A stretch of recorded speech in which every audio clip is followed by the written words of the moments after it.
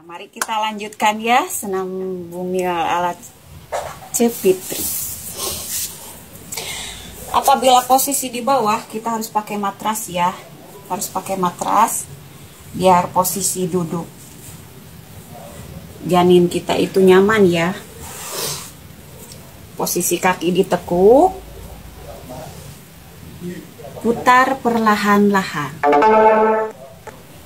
Putar perlahan.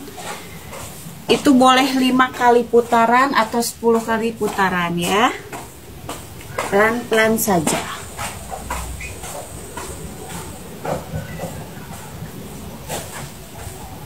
Seperti ini. Terus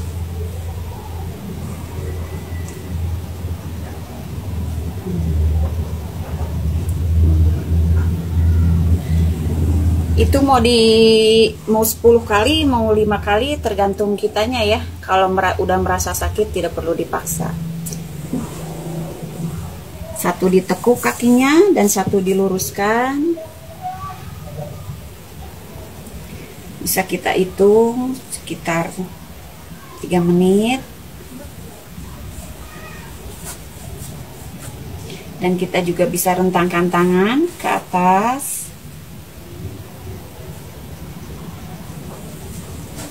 Terus ya, seperti ini.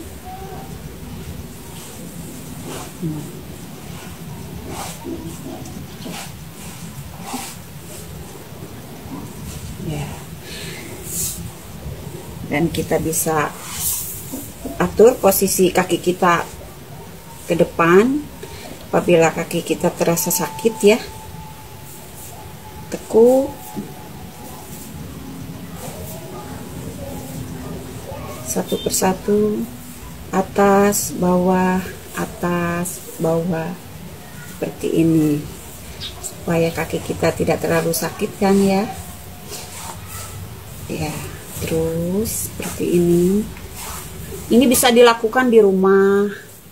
Kalau kita misalkan tidak bisa ke tempat senam bumil ya, apalagi Cece kan ada kegiatan di rumah, jaga warung, jadi nyempetin buat senam bumil supaya tidak tegang ototnya.